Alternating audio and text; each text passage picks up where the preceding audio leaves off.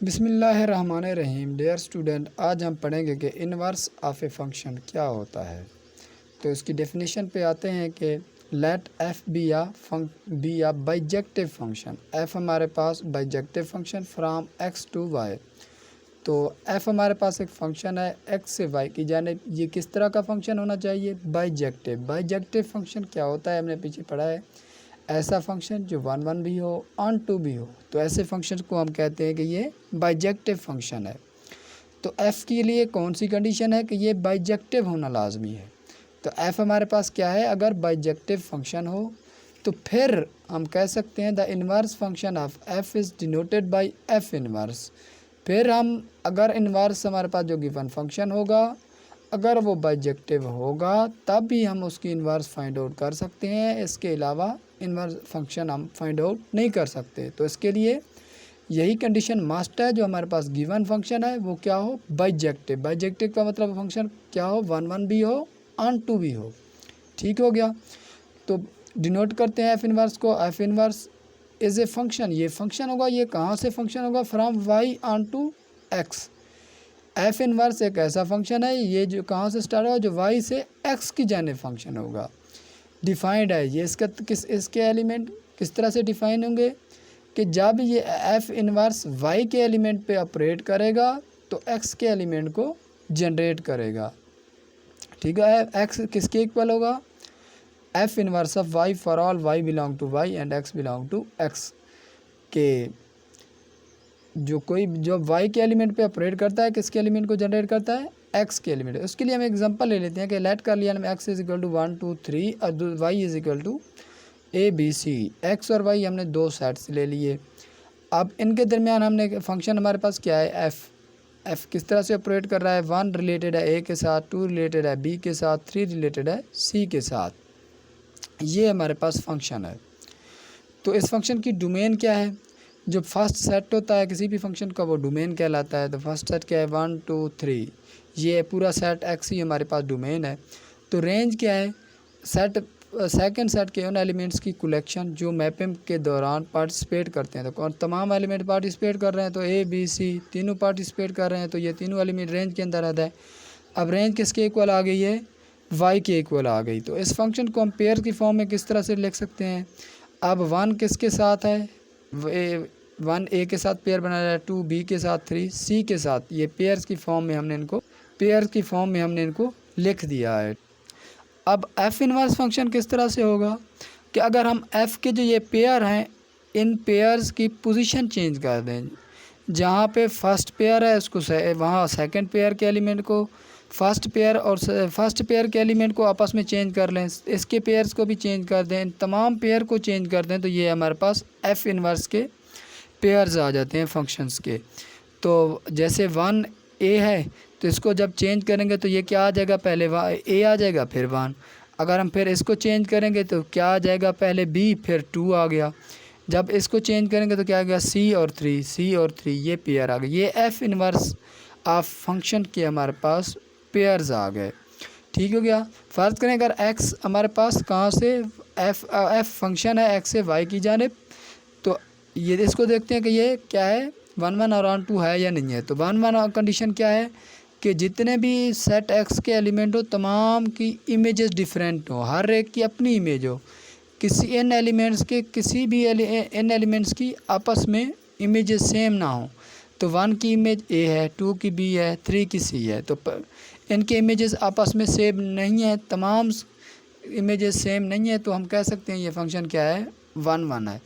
On 2 के लिए condition ये है कि तमाम जो ये एलिमेंट हैं वो क्या करें कि ये सेट वाई के जो तमाम एलिमेंट हैं वो कोई भी एलिमेंट यहाँ पे विदाउट मैपिंग ना हो। तो देख लें तीनों एलिमेंट मैप कर रहे हैं, तो ये क्या है हमारे पास, ये भी हमारे पास क्या है, एक फंक्शन ऑन 2 फंक्शन है। तो डोमेन ऑन 2 फंक्शंस की हमारे पास क्या डेफिनेशन थी कि जो वो सेट वाई है वो इक्वल हो किसके, रेंज के। तो रेंज के इक्वल ये ऑन 2 फंक्शन है। 1 की फंक्शन की कंडीशन ही यही है कि हर एक की डिफरेंट इमेजेस हैं, यूनिक होनी चाहिए और डिफरेंट, तमाम की यूनिक इमेज है, यूनिक नहीं होगी तो फंक्शन ही नहीं होगा। तो क्या है, तमाम की डिफरेंट इमेजेस आ रही हैं, तो ये फंक्शन 1 भी है ऑन 2 भी है। तो इस फंक्शन का क्या होगा, इन्वर्स फंक्शन एग्जिस्ट करेगा। तो इन्वर्स फंक्शन कहाँ से, y से x की जानिब होगा। फर्ज करो किस तरह से हासिल होगा, अगर जब 1 पे f अप्लाई होता है तो कौन सा एलिमेंट जनरेट होता है, सेट y का a। तो अगर हम इसको इन्वर्स देखें कि जब a पे inverse function f inverse apply होगा तो किसका एलिमेंट, x का एलिमेंट 1 जनरेट होता है। तो ये इन्वर्स फंक्शन की डेफिनेशन है हमारे पास। यहाँ पे देख लें कि हमने फंक्शन f की डोमेन और रेंज भी निकाली है। जो डोमेन है वो कौन से सेट है, सेट x है पहला सेट, और जो रेंज है वो y है दूसरा सेट। हमारे पास f की डोमेन और रेंज है। अब हम यहाँ पे जो इन्वर्स फंक्शन है f इन्वर्स, इसकी डोमेन और रेंज फाइंड आउट करेंगे। तो फ़र्ज़ करें f इन्वर्स कहाँ से फंक्शन, कैसा फंक्शन है, y से x की जानिब एक फंक्शन होगा जो y के एलिमेंट पे ऑपरेट करेगा, x के एलिमेंट को जनरेट कर देगा। तो अब जब a पे f इन्वर्स अप्लाई हुआ 1 को जनरेट करता है, जब b पे अप्लाई हुआ 2 को जनरेट करता है, c पे अप्रेट हुआ तो 3 को जनरेट करता है। तो इस फंक्शन f इन्वर्स की डोमेन क्या होगी, डोमेन के अंदर उन एलिमेंट्स की फर्स्ट सेट, जो हमारे पास फंक्शन का पहला सेट होता है, उन एलिमेंट्स की कलेक्शन होगी। तो डोमेन के अंदर कौन से एलिमेंट शामिल होंगे, जो हमारे पास फंक्शन का पहला सेट होगा उसके तमाम एलिमेंट्स डोमेन के अंदर। तो f इन्वर्स के पहला सेट कौन सा है, y। तो y के तमाम एलिमेंट इसके डोमेन के अंदर आ जाएंगे, a b c। ये पूरा y हमारे पास क्या है, डोमेन ऑफ f इन्वर्स है। और जो दूसरा फंक्शन हमारे पास रेंज ऑफ f, तो रेंज ऑफ f क्या होगी, सेकंड सेट जो हमारे पास है उन एलिमेंट्स की कलेक्शन होगी जो इस मैपिंग के दौरान पार्टिसिपेट करते हैं। तो ये सेट x की जो हमारे पास सेकंड सेट है, इसके तमाम एलिमेंट ही इस मैपिंग के अंदर पार्टिसिपेट कर रहे हैं। तो रेंज के अंदर ये तीनों एलिमेंट ही आ जाएंगे, पूरा x ही हमारे पास रेंज ऑफ f इन्वर्स। अब हमने डोमेन भी f इन्वर्स की निकाल ली है और रेंज भी f इन्वर्स की निकाल ली है यहाँ पे। अब यहाँ पे देखें कि जो हमारे पास फंक्शन f है, इस फंक्शन की डोमेन क्या है, सेट x, और रेंज इस फंक्शन की क्या है, y। और दूसरा फंक्शन जो हमारे पास f इन्वर्स है, ये वाला, तो इस f इन्वर्स की डोमेन क्या है हमारे पास, जो सेट y है। लेकिन सेट y f की क्या है, रेंज है, लेकिन f इन्वर्स की क्या है, डोमेन है। और सेट x हमारे पास डोमेन है किस फंक्शन की, f की। तो सेट x क्या है, डोमेन है f की, लेकिन x यहाँ पे क्या है, रेंज ऑफ f इन्वर्स की। तो इसका मतलब क्या हुआ, जो हमारे पास डोमेन है f इन्वर्स की वो क्या होगी, हमारे पास रेंज होगी हमारे फंक्शन f की। तो जो हमारे पास फंक्शन किस इन्वर्स की जो डोमेन होगी वो रेंज होगी हमारे पास फंक्शन की। और दूसरा जो फर्स्ट सेट x है वो यहाँ पे क्या है, रेंज है, तो ये डोमेन होगी f की।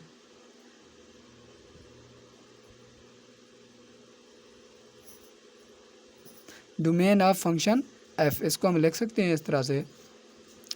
तो ये देख लें, फ़र्ज़ करें यही फंक्शन हमने दोबारा यहाँ पे राइट कर लिया है कि अगर हमारे पास क्या है, एक फंक्शन x से y है, तो ये 1 1 भी है, ऑन 2 भी है, दोनों कंडीशन सेटिस्फाई हो रही हैं। f हमारे पास फंक्शन है x से y की जानिब, ये 1 1 भी है, ऑन 2 है, तो f इन्वर्स एग्जिस्ट करेगा।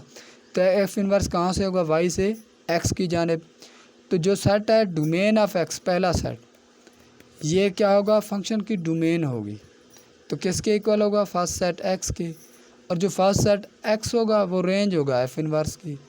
तो जब भी हमें इन्वर्स फंक्शन की डोमेन और रेंज निकालना होगा तो हम क्या काम करेंगे, जो हमारे पास गिवन फंक्शन की डोमेन होगी उसे हम लिख देंगे कि ये रेंज ऑफ f इन्वर्स है। और जो दूसरा फंक्शन, इसी फंक्शन की जो रेंज होगी उसको हम लिख सकते हैं कि ये क्या है, डोमेन ऑफ f इन्वर्स। तो बस यही काम करेंगे कि अगर हमें f इन्वर्स फंक्शन की डोमेन और रेंज निकालनी होगी तो हम क्या काम करेंगे, जो गिवन फंक्शन की डोमेन होगी उसको हम कहेंगे कि ये रेंज है हमारे पास f इन्वर्स की, और जो गिवन फंक्शन की रेंज होगी उसको हम कहेंगे कि ये डोमेन है हमारे पास f इन्वर्स की, इन्वर्स फंक्शन की। ठीक हो गया।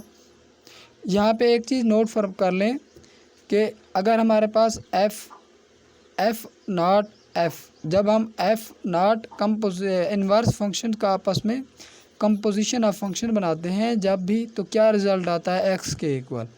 चाहे इसको हम f नॉट f इन्वर्स लिखें या f inverse not f of x पे अप्लाई करें तो रिज़ल्ट हमेशा वही एलिमेंट ही आता है। तो इसका मतलब क्या है, इससे एफ़ नॉट एफ़ इन्वर्स या एफ़ इन्वर्स नॉट एफ़ हमारे पास क्या है, एक आइडेंटिटी फंक्शन है। क्योंकि आइडेंटिटी फंक्शन हमारे पास कैसा फंक्शन होता है, जो किसी भी फंक्शन आइडेंटिटी फंक्शन को किस तरह से डिनोट हम करते हैं कि ये हमारे पास आई एक कैसा आइडेंटिटी फंक्शन है, कहाँ से, एक्स से एक्स के अंदर, कि जब भी आई एक्स पे अप्लाई होता है तो उस पर कोई चेंज नहीं होता, वही एलिमेंट खुद ब खुद आ जाता है। तो ऐसे फंक्शन को हम क्या कहते हैं, ये आइडेंटिटी फंक्शन है। तो एफ़ नॉट एफ़ इन्वर्स हो या एफ़ इन्वर्स नॉट एफ़ हो, तो ये हमारे पास क्या है, आइडेंटिटी फंक्शन है।